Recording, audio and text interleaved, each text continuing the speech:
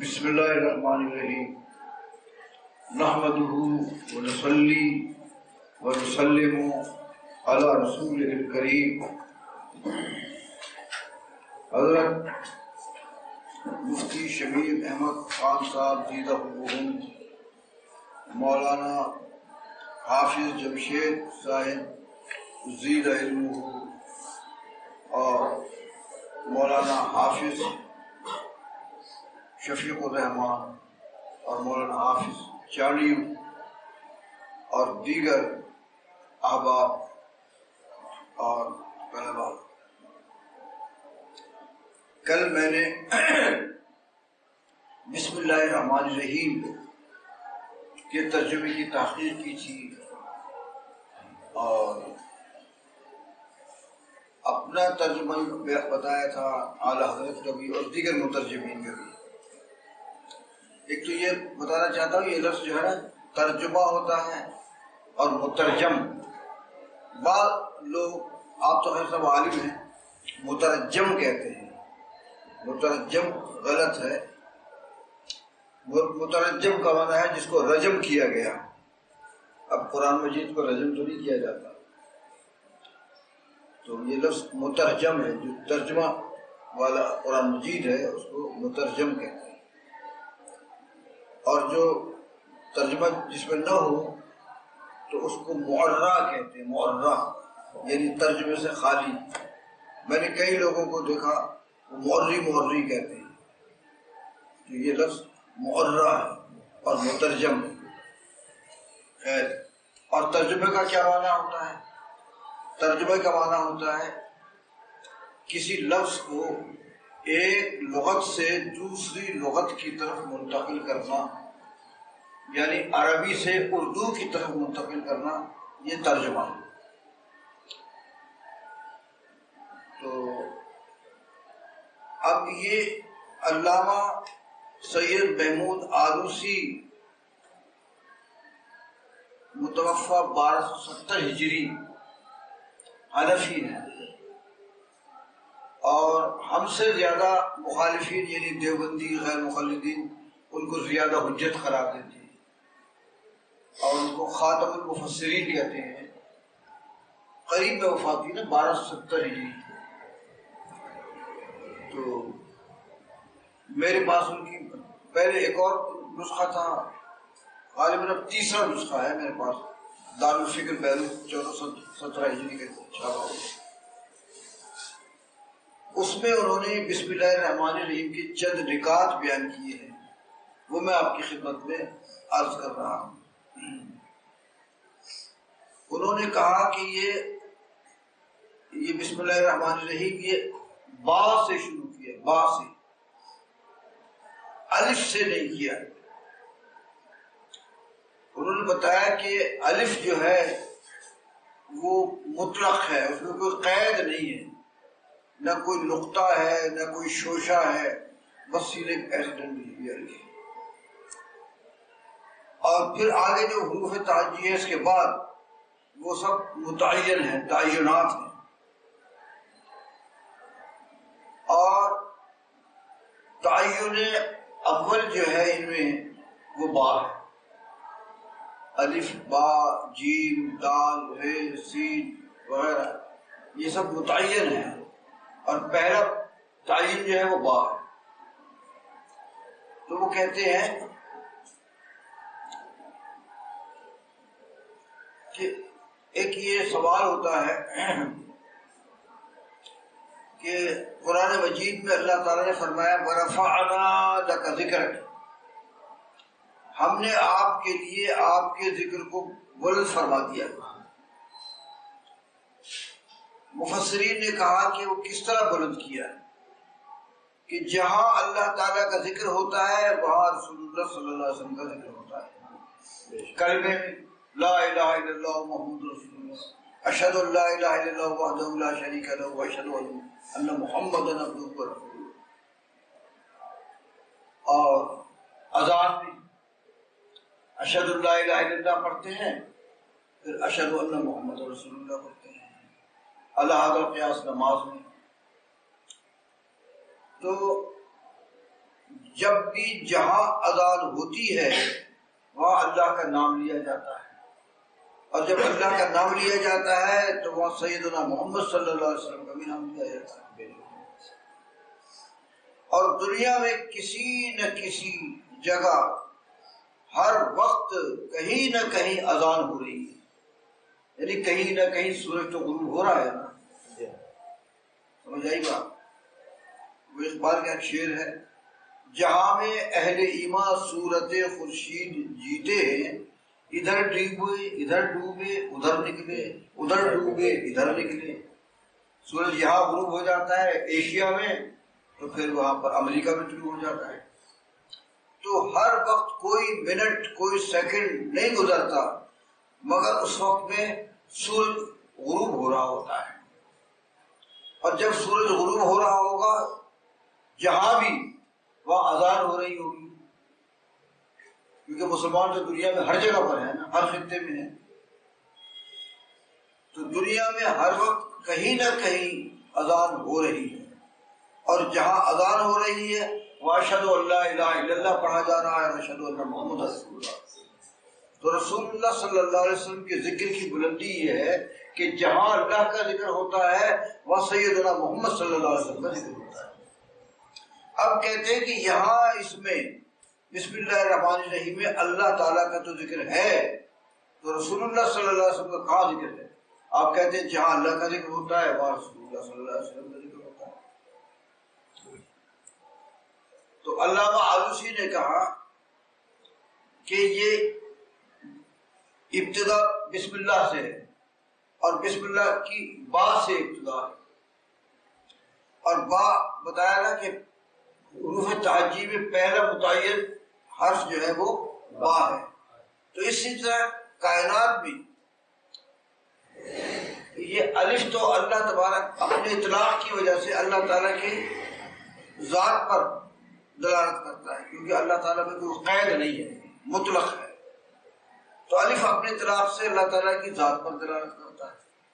باقی یہ جو متعینات ہیں نا، تو یہ پہلا متعین با ہے، حروف تہجی میں پہلا متعین با ہے، اور اس کائنات میں جو تعینات ہیں تو پہلا تعین سیدنا محمد صلی اللہ علیہ وسلم کی ذات گرامی ہے۔ سب سے پہلے اللہ تعالیٰ نے آپ کو پیدا کیا، تو تعین اول اس کائنات میں وہ نبی اکرم صلی اللہ علیہ وسلم کی ذات گرامی ہے۔ تو بسم اللہ کی با میں اشارہ ہے نبی صلی اللہ علیہ وسلم کی ذات مقدسہ کی طرف، کیونکہ حروف تہجی میں تعین اول با ہے، اور کائنات میں جو متعینات ہیں ان میں تعین اول نبی اکرم صلی اللہ علیہ وسلم کی ذات مقدس ہے. تو باب آپ کی طرف اشارہ ہے. صراحتاً تو اللہ کا نام ہے، اللہ ہی کے نام سے ابتدا ہے، لیکن اشارہ ہے بسم اللہ کی بات ہے نبی صلی اللہ علیہ وسلم کی ذات مقدس ہے. پھر با پر کسرہ ہے، زیر جر. تو نبی صلی اللہ علیہ وسلم کی متعدد صفات ہیں. ایک صفات آپ کی ہے تواضع اور انکسار. خلق خدا پر مہربانی فرمانا، لطف فرمانا، کرم فرمانا، رحم فرمانا. قرآن مجید میں ہے فَبِمَا لِنْتَ لَهُمْ فبما رحمة من الله فَبِمَا رَحْمَةٍ مِّنَ اللَّهِ لِنْتَ لَهُمْ وَلَوْ كُنْتَ فَظًّا غَلِيظَ الْقَلْبِ لَانفَضُّوا مِنْ حَوْلِكَ. فَبِمَا رَحْمَةٍ مِّنَ اللَّهِ، آپ اللہ کی رحمت کی وجہ سے لوگوں پر نرم ہو گئے ہیں، ملائم ہو گئے. وَلَوْ كُنْتَ فَظًّا غَلِيظَ الْقَلْبِ، اگر آپ سخت طبیعت ہوتے، درست خو ہوتے، لَانفَضُّوا مِنْ حَوْلِكَ، لوگ آپ کے دل سے بھاگ جائیں. تو نبی صلی اللہ علیہ وسلم کی صفت یہ ہے کہ آپ لوگوں پر رحم فرماتے ہیں. اور فرمایا وَمَا أَرْسَلْنَاكَ إِلَّا رَحْمَةً لِلْعَالَمِينَ. تو علامہ آلوسی یہ کہتے ہیں کہ با جو ہے وہ نیچے ہوتی ہے، وہ کسرہ جو ہے وہ نیچے ہوتی ہے، تو وہ تواضع انکسار پر دلالت کرتی ہے. اور رسول اللہ صلی اللہ علیہ وسلم کی صفت جو ہے وہ تواضع اور انکسار ہے. اور با پر فتح نہیں ہے، نصب نہیں ہے، کیونکہ فتح اور نصب جو ہے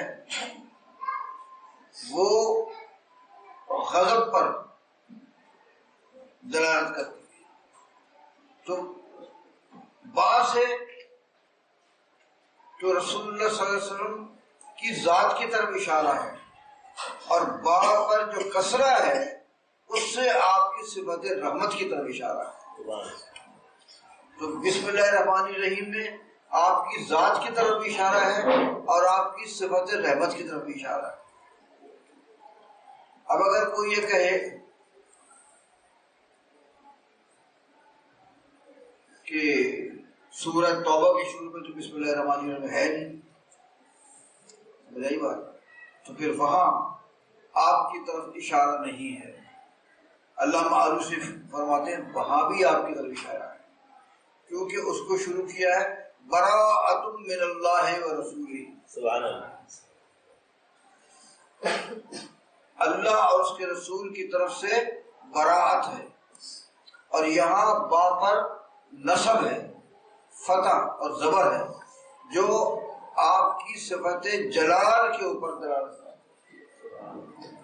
اب قرآن مجید کی 114 صورتیں ہیں، 113 صورتوں میں تو بسم اللہ الرحمن الرحیم ہے، اور ایک صورت میں بسم اللہ الرحمن الرحیم نہیں ہے. لیکن آپ کی صفت کا وہاں، آپ کی صفت کی طرف وہاں بھی اشارہ ہے، کیونکہ بسم اللہ کی با پر زبر نصب ہے اور وہ دلالت کرتی ہے جلال کے اوپر. تو رسول اللہ صلی اللہ علیہ وسلم کی ایک صفت جلال بھی ہے. قرآن نے فرمایا وَغْلُظْ عَلَيْهِمْ، آپ بہت نرمی کرتے ہیں، وَغْلُظْ عَلَيْهِمْ، ان پر سختی بھی فرمائیں. اور قرآن مجید میں ہے وَمَا رَمَيْتَ إِذْ رَمَيْتَ وَلَكِنَّ اللَّهَ رَمَى. غزوہ بدر میں آپ نے کفار و مشرکین کی طرف اپنی مٹھی میں خاک بھر کر کفار کے چہروں کی طرف پھینکی اور فرمایا وَشَاهَتِ الْوُجُوهُ، ان کے چہرے بگڑ گئے. تو ایسے ہی ہو گیا. تو علامہ آلوسی فرماتے ہیں کہ قرآن کی ہر صورت کی پیشانی میں نبی صلی اللہ علیہ وسلم کی طرف اشارہ ہے، 113 صورتوں میں آپ کی صفت رحمت کی طرف اشارہ ہے، اور ایک صورت سورہ براءہ میں، سورہ توبہ میں آپ کی صفت جلال کی طرف اشارہ ہے۔ تو ہر صورت میں نبی صلی اللہ علیہ وسلم کی صفات میں سے کسی ایک صفت کی طرف اشارہ ہے۔ پھر کہتے ہیں یہ بات جو ہے نا حرف جر ہے، جر کے معنی ہے کھینچنا، اور صحیح بخاری میں یہ حدیث ہے، رسول اللہ صلی اللہ علیہ وسلم نے فرمایا کنتم علی شفا حفرۃ من النار، تم دوزخ کے گڑھے کے قریب کھڑے ہوئے تھے، اور تم دوزخ میں اس طرح ٹوٹ ٹوٹ کر گر رہے تھے جس طرح پروانے روشنی پر آگ کے اوپر گرتے ہیں۔ وَأَنَا آخُذُكُمْ بِحُجَزِكُمْ، اور میں تمہیں کمر سے پکڑ کر کھینچ رہا تھا۔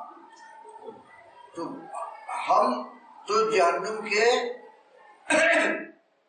گڑھے کے قریب تھے، رسول اللہ صلی اللہ علیہ وسلم ہمیں کمر سے پکڑ کر کھینچ کھینچ کر جہنم سے دور فرما رہے تھے۔ تو جر کا معنی جو ہے کھینچنا، تو اس حرف جر میں بھی رسول اللہ صلی اللہ علیہ وسلم کی صفت کی طرف اشارہ ہے کہ جر کا معنی کھینچنا ہے، اور صحیح بخاری میں یہ حدیث ہے کہ رسول اللہ صلی اللہ علیہ وسلم، مسلم میں بھی ہے، لوگوں کو کمر سے پکڑ پکڑ کر کھینچ کر دوزخ سے دور فرما رہے تھے۔ اچھا، اور حروف میں، حروف جارہ میں من بھی ہے اور الا بھی ہے، اور من آپ جانتے ہیں کس لیے آتا ہے؟ من ابتدا کے لیے، اور الا آتا ہے انتہا کے لیے۔ تو من سے یہ اشارہ ہے، حروف جارہ میں جو من ہے اس سے یہ اشارہ ہے کہ نبوت کی ابتدا آپ سے ہوئی ہے، اور الا انتہا کے لیے آتا ہے، یعنی نبوت کی انتہا بھی آپ پر ہو گئی۔ تو حروف جارہ میں من ہے، اس سے بھی آپ کی طرف اشارہ ہے، حروف جارہ میں الا ہے، اس سے بھی آپ کی طرف اشارہ ہے۔ پھر حروف جارہ میں لفظ علا ہے، علا، اور علا آپ پڑھتے آئے ہیں چھوٹی کتابوں میں، استعلاء کے لیے آتا ہے، بلندی کے لیے آتا ہے۔ تو رسول اللہ صلی اللہ علیہ وسلم بلند ہیں، تمام کائنات کے اوپر بلند ہیں۔ اللہ تعالیٰ نے حصی طور پر دکھا دیا کہ شب معراج جب نبی صلی اللہ علیہ وسلم عرش پر چلے گئے، آپ اوپر تھے، ساری کائنات نیچے تھے۔ تو رسول اللہ صلی اللہ علیہ وسلم کا بلند ہونا یہ لفظ علا سے اشارہ ہے۔ قرآن مجید میں انک لعلی خلق عظیم، آپ خلق کی عظمتوں پر بلند ہیں۔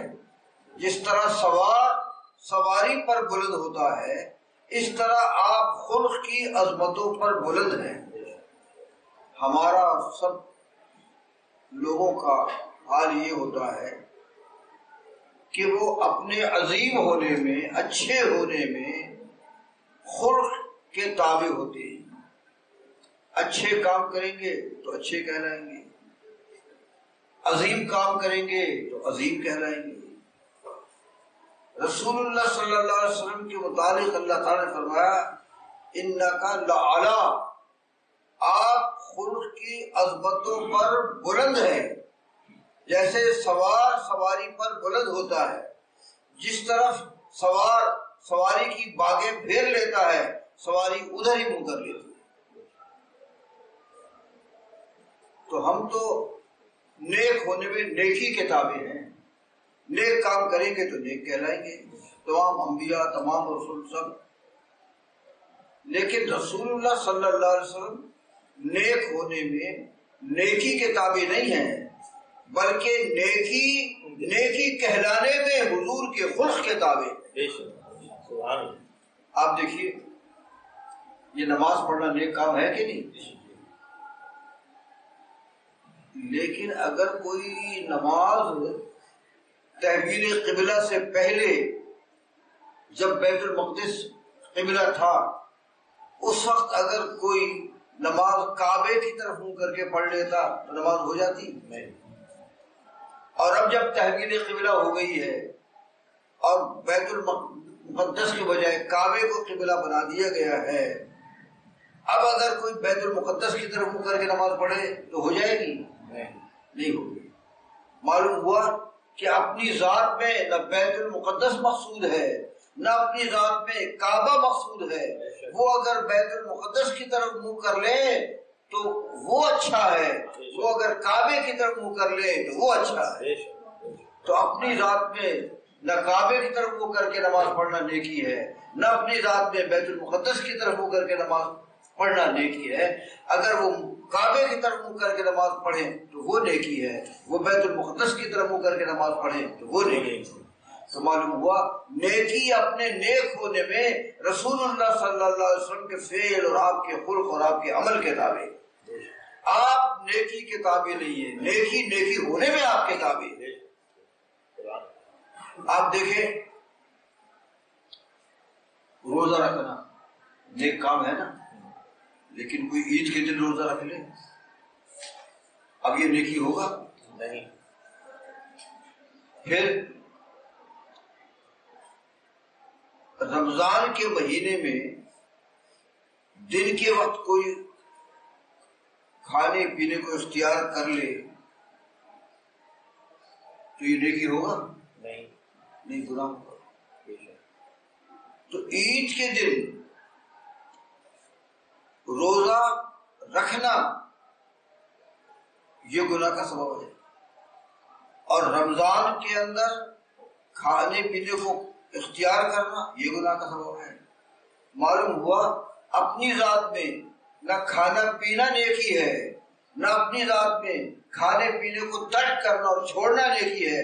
میاں جب وہ کھائے تو کھانا نیکی ہے، اور جب وہ کھانے کو چھوڑ دے تو کھانے کو چھوڑنا نیکی. تو معلوم ہوا کہ نیکی اپنے نیکی ہونے میں رسول اللہ صلی اللہ علیہ وسلم کے خلق کے تابع. انک لعلی خلق عظیم. تو یہ علی استعلاء کے لیے ہے، اور رسول اللہ صلی اللہ علیہ وسلم بلند ہیں. جس طرح سواری پر بلند ہوتا ہے، اس طرح رسول اللہ صلی اللہ علیہ وسلم اخلاق کی عظمتوں پر بلند ہے.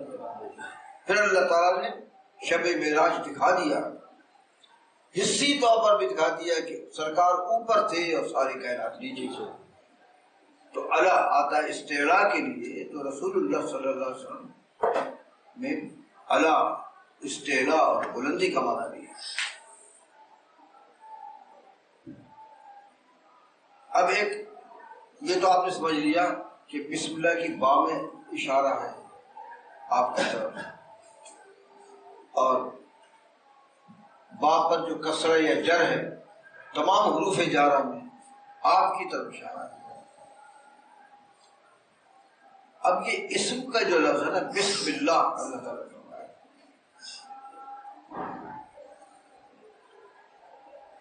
تو اس میں دو مذہب ہیں، آپ حضرات نے پڑھے ہیں نام میں. ایک بصریوں کا مذہب ہے اور ایک کوفیوں کا. بصری کہتے ہیں کہ یہ اسم جو ہے سمبل سے بنا ہے جس کے معنی بلندی ہے، اور کوفی کہتے ہیں یہ اسم کا لفظ جو ہے وسبن سے بنا ہے جس کے معنی علامت ہے. بصری کہتے ہیں کہ یہ اسم کا لفظ جو ہے سمبل سے بنا ہے، اس کے معنی بلندی ہے، کیونکہ اسم جو ہے باقی دو قسموں یعنی فعل اور حرف پر بلند ہوتا ہے. کیونکہ حرف نہ مسند ہو سکتا ہے نہ مسند الیہ ہو سکتا ہے، فعل مسند تو ہو سکتا ہے مسند الیہ نہیں ہو سکتا، اور اسم مسند بھی ہوتا ہے مسند الیہ بھی ہوتا ہے. تو اس لیے اسم بلند ہے فعل اور حرف کی اوپر. اب کہتے ہیں کہ اس کائنات میں کچھ اسم اللہ ہیں، کچھ فعل اللہ ہیں، کچھ حرف اللہ ہے. یہ جتنے کفار ہیں سب حرف اللہ ہے، کیونکہ حرف نہ مسند ہوتا ہے نہ مسند الیہ ہوتا ہے. تو یہ کفار کسی نبی کی طرف آسرا نہیں لگاتے، ٹیک نہیں لگاتے، اسناد نہیں کرتے، اور نہ کوئی ان کی طرف اسناد کرتا ہے. تو یہ جتنے کفار ہیں سب حرف اللہ ہیں، اور جتنے مومنین اور انبیاء صالحین ہیں یہ سب فعل اللہ ہے. فعل مسند تو ہوتا ہے، مسند الیہ نہیں ہوتا. تو یہ تمام مومنین اور انبیاء سب حضور کی طرف اسناد کرتے ہیں، ان کی طرف بالذات کوئی اسناد نہیں کرتا. یعنی انبیاء کی طرف اسناد ہے مگر حضور کی وساطت سے، بالذات اسناد نہیں ہے. تو انبیاء علیہ السلام، تمام مومنین، اولیاء کرام، یہ سب کیا ہے؟ مسند تو ہے، مسند الیہ نہیں. تو یہ سب فعل اللہ ہے. اور اس کائنات میں اسم اللہ بھی ہے. اسم اللہ وہ ہے جو مسند بھی ہو، مسند الیہ بھی ہو. سرکار دو عالم صلی اللہ علیہ وسلم مسند بھی ہے، مسند الیہ بھی ہے. ساری کائنات آپ کی طرف اسناد کرتی ہے اور آپ اللہ کی طرف اسناد کرتے ہیں. تو آپ مسند بھی ہیں اور مسند الیہ بھی ہیں. تو اسم اللہ ہو. تو اب شروع کیا اللہ تعالیٰ نے بسم اللہ الرحمن الرحیم. تو صراحتاً تو اللہ ہی کے نام سے ابتدا ہے، لیکن اسم اللہ کے لفظ سے آپ کی طرف بھی اشارہ ہوتا ہے، کیونکہ اس کائنات میں اسم اللہ صرف آپ ہی ہیں. اور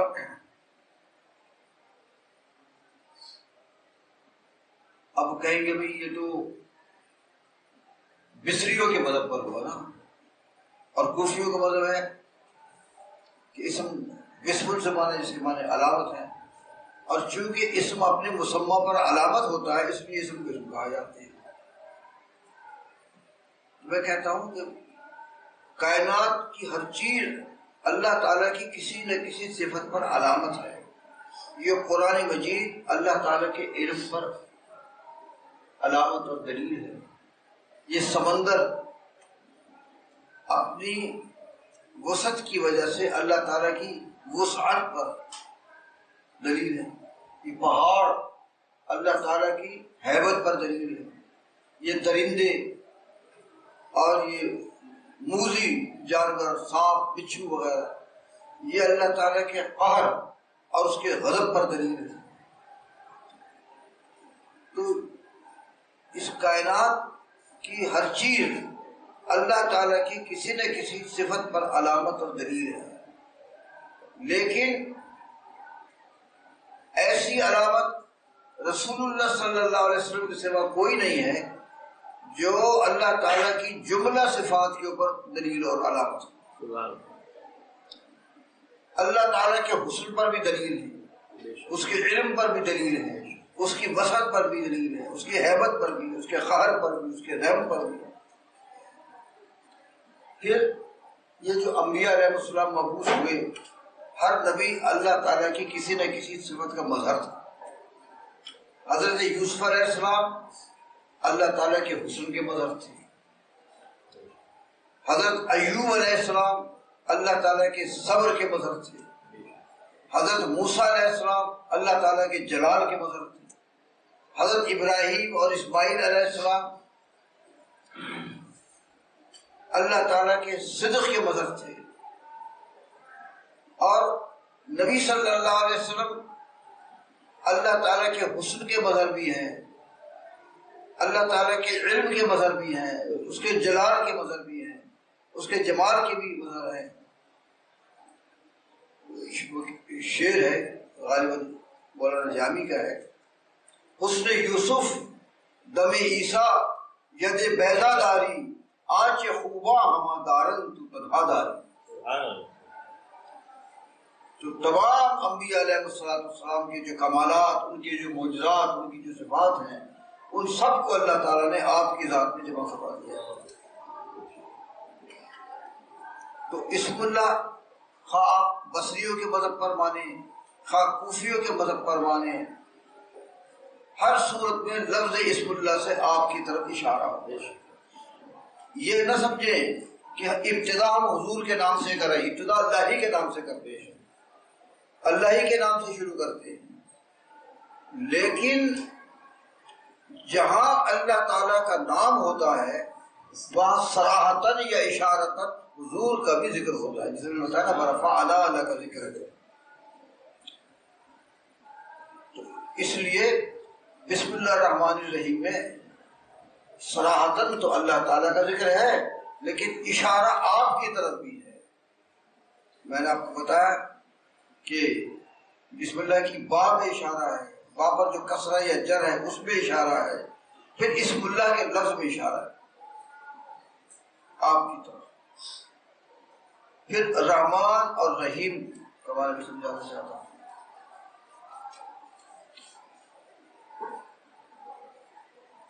کہتے ہیں یہ رحمان فعلان کے وزن پر ہے، اور اس میں رحیم کی بنسبت زیادہ مبالغہ ہے، یعنی رحم کا معنی زیادہ ہے رحمان۔ کہتے ہیں کہ اللہ تعالیٰ دنیا میں رحمان ہے اور آخرت میں رحیم ہے۔ دنیا میں رحمان ہے، سب پر رحم فرماتا ہے، رحمان کا معنی ہی یہ سب پر رحم فرمانے والا، اور مومنوں پر بھی، کافروں پر بھی، منافقوں پر بھی، اللہ تعالیٰ کے موافقین پر بھی، مخالف پر بھی، اور قیامت میں صرف مومنین پر رحم فرمائے گا، کفار منافقین ان پر تو غضب ہوگا اللہ تعالیٰ۔ تو کہتے ہیں کہ رحمان ہے دنیا میں اور رحیم ہے آخرت میں۔ اب رحمان کا ایک تو میں نے یہ معنی بتایا آپ کو، کیا بتایا؟ جو سب پر رحم فرمائے گا، یہی بات۔ ایک معنی رحمان کا یہ ہے جو بلا غرض رحم فرمائے، بلا عوض رحم فرمائے۔ اب ہم جو دنیا میں ایک دوسرے پر رحم کرتے ہیں اس وجہ سے کہ آج ہم ان پر رحم کریں گے، کل ہمیں رحم کی ضرورت ہوگی تو کوئی ہم پر رحم کرے گا۔ تو ہم جو رحم کرتے ہیں تو غرض ہوتی ہے، کم از کم یہ غرض ہوتی ہے کہ آج ہم ان پر رحم کریں تو کل کوئی ہم پر رحم فرمائے گا جب ہمیں رحم کی ضرورت ہوگی۔ وہ ایک حدیث میں ہے ارحموا من فی الارض یرحمکم من فی السماء، تم زمین والوں پہ رحم کرو آسمان والا تم پر رحم کرے گا۔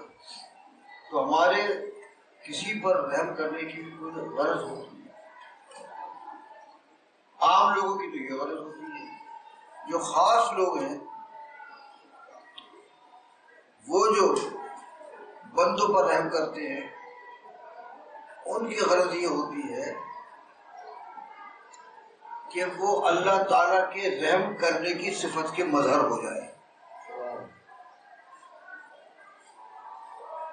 وہ اقبال کا ایک شعر ہے،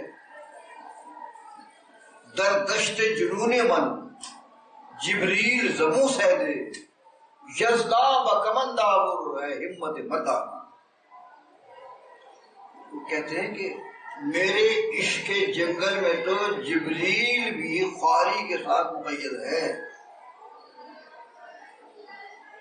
یعنی تم اگر تقوی، طہارت، پاکیزگی، امانت، دیانت، سچائی کو اختیار کر کے بکثرت نیکیاں کر کے بہت زیادہ نیک ہو جاؤ، حتیٰ کہ فرشتوں کی طرح ہو جاؤ، فرشتوں کو بھی چھوڑو حتیٰ کہ جبریل کی طرف بھی ہو جاؤ، تو یہ بھی مقام انسانیت سے نیچا مقام ہے۔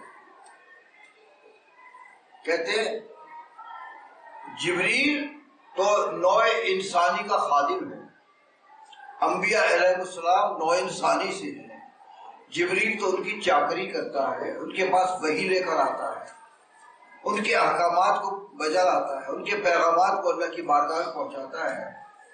تو کہتے در دشت جنون من جبریل زبوں سے دے، میرے عشق جنگل میں تو جبریل بھی گرفتار ہے۔ تو اگر تم نیک بنو، فرشتہ بن جاؤ، بلکہ جبریل کے مظہر بھی بن جاؤ، تو یہ ابھی بھی مقام انسانیت سے نیچے ہو۔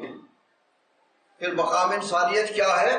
یزدا بکمن داور، اے ہمت مردانہ، تم اللہ پر قبض ڈالو اور اللہ کی صفات کے مظہر بن جاؤ۔ تخلقوا باخلاق اللہ، اللہ کے اخلاق سے متخلق ہو جاؤ۔ تم کسی پر رحم کرو تو اس لیے کہ اللہ رحم فرماتا ہے، تم کسی پر غضب کرو تو اس لیے کہ اللہ بھی غضب فرماتا ہے، تم کسی کو کچھ دو تو اس نیت سے دو کہ اللہ تعالیٰ بھی دیتا ہے، رزاق ہے۔ تو تم اپنے آپ کو صبغۃ اللہ ومن احسن من اللہ صبغۃ، اللہ تعالیٰ کے رنگ میں رنگ لو، اللہ تعالیٰ کی صفات کے مظہر بن جاؤ، تب جا کر مقام انسانیت کو پاؤ گے۔ فرشتوں جیسا بن جانا، جبریل جیسا بن جانا، یہ تمہارا مقام نہیں ہے۔ در دشت جنون من جبریل زبوں سے دے، یزدا بکمن داور، اے ہمت مردانہ۔ تو میں کہہ رہا تھا کہ ہم کسی پہ رحم کرتے ہیں تو کوئی غرض ہوتی ہے، عام غرض تو یہ ہوتی ہے آج ہم کسی پہ رحم کریں، کل کوئی ہم پر رحم کرے گا۔ اور جو اونچے درجے کے مومن ہیں ان کی غرض کیا ہوتی ہے کہ اللہ تعالیٰ کی صفات میں ڈھل جائے، اس کی صفات کے ساتھ متصف ہو جائے، اس کے رنگ میں اپنے آپ کو رنگ لے، تخلقوا باخلاق اللہ کا مظہر ہو جائے۔ تو جو خواص ہے وہ کسی پر رحم کرتے ہیں تو اس لیے کہ اللہ رحم فرماتا ہے، تو ہم رحم کریں تو اس کی صفت رحم کے مظہر ہو جائے گی۔ تو یہ بتایا رحمان وہ ہے جو بلا غرض رحم فرماتا ہے، کوئی غرض نہیں ہے، ہماری اغراض ہے۔ اور دوسرا معنی ہے اس کا رحمان کا بلا عوض رحم کرنا۔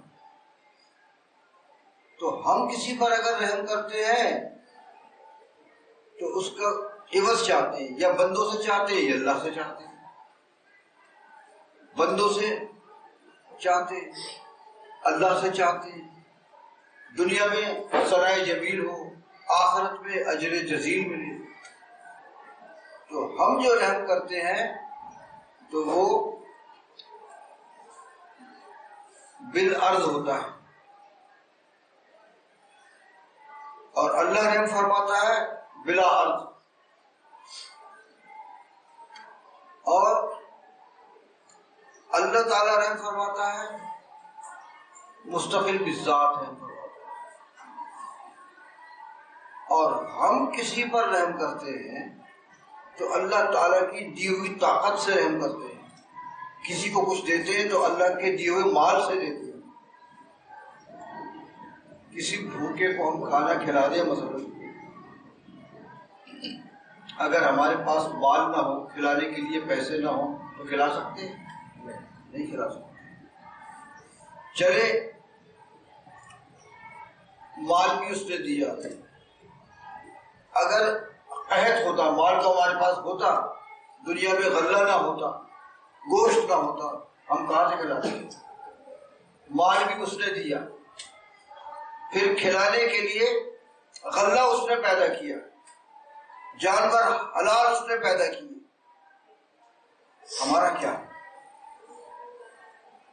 پھر غلہ بھی ہوتا، جانور بھی ہوتے، لیکن گندم کو پیسنے کے لیے مشینیں نہ ہوتی، جو کو پیسنے کے لیے مشینیں نہ ہوتی، ہم آٹا کہاں سے پیستے، گندم کہاں سے پیستے، روٹی کیسے بناتے؟ روٹی بنانے کے لیے چولہا، ایندھن تو اس نے پیدا کیا ہے۔ پہلے لکڑیاں جلاتے تھے، پھر کوئلہ جلاتے تھے، اب قدرتی گیس ہوتی ہے، یہ قدرتی گیس بھی اس نے پیدا کی ہے، لکڑیاں بھی۔ افرأیتم ان انشأتم شجرتها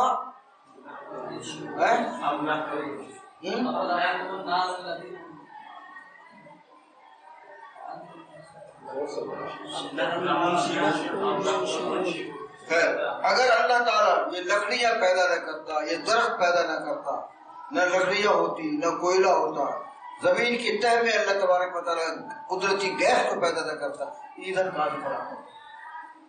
تو اللہ اس نے پیدا کیا، جانور اس نے پیدا کیے، آٹا پیسنے کے لیے مشینیں اس نے بنائی، پھر روٹی پکانے کے لیے ایندھن اس نے پیدا کیا۔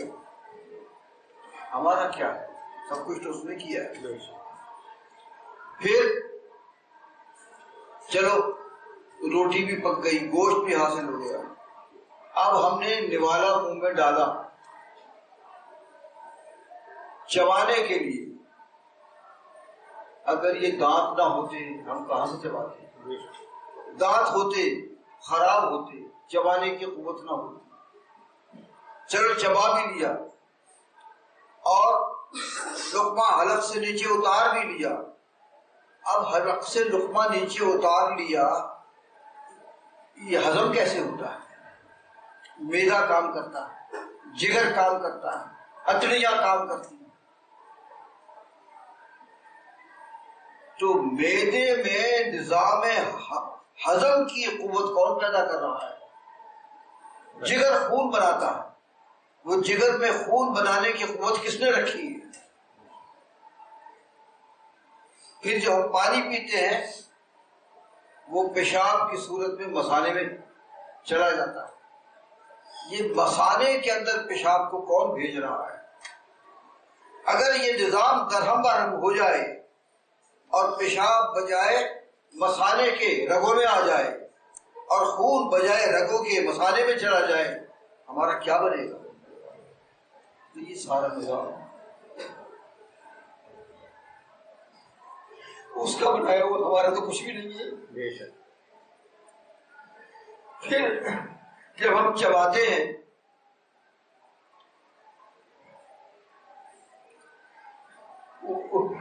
اوپر کا جبڑا نچلے جبڑے سے ہلاتے ہیں تو لقمے کو چباتے ہیں، اگر یہ اوپر کا جبڑا نچلے جبڑے پر گر جائے ہم کیسے چبائیں گے؟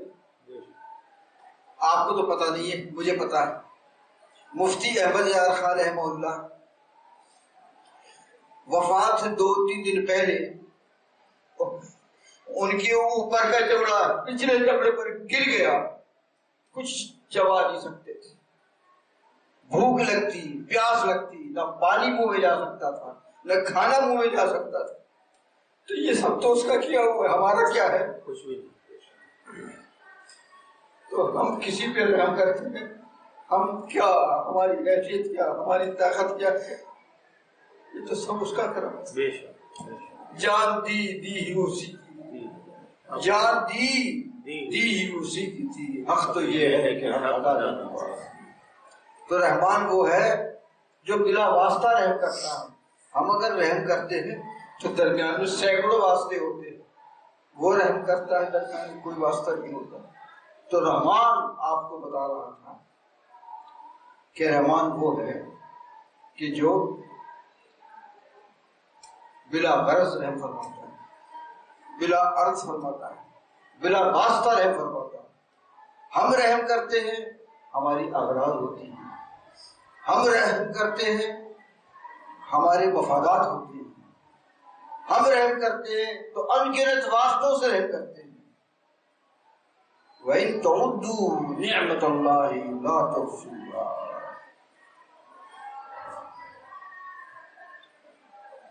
اب کہتے ہیں کہ یہ رحمان کا لفظ جو ہے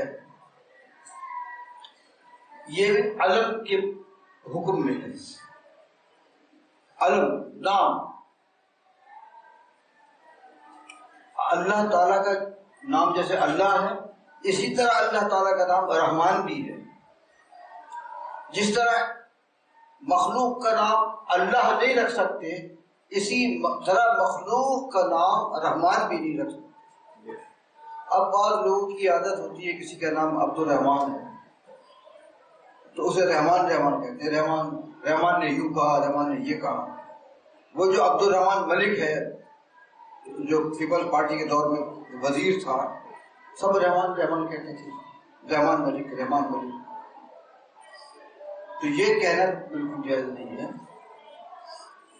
جس طرح لفظ اللہ کا نام مخلوق کو نہیں دیا جا سکتا، اسی طرح لفظ رحمان کا نام بھی مخلوق کو نہیں دیا جا سکتا. تو یہ میں نے بسم اللہ الرحمن الرحیم پر آج گفتگو ختم کر دی ہے. تو کل انشاءاللہ، میں تھک گیا ہوں، نے پڑھا تھا تو میں اور بھی، لیکن اب تھک گیا ہوں میں، تو بیمار آدمی، کمزور آدمی، تو کل انشاءاللہ یہ پڑھیں گے ہم باب کیف کان علی النبی.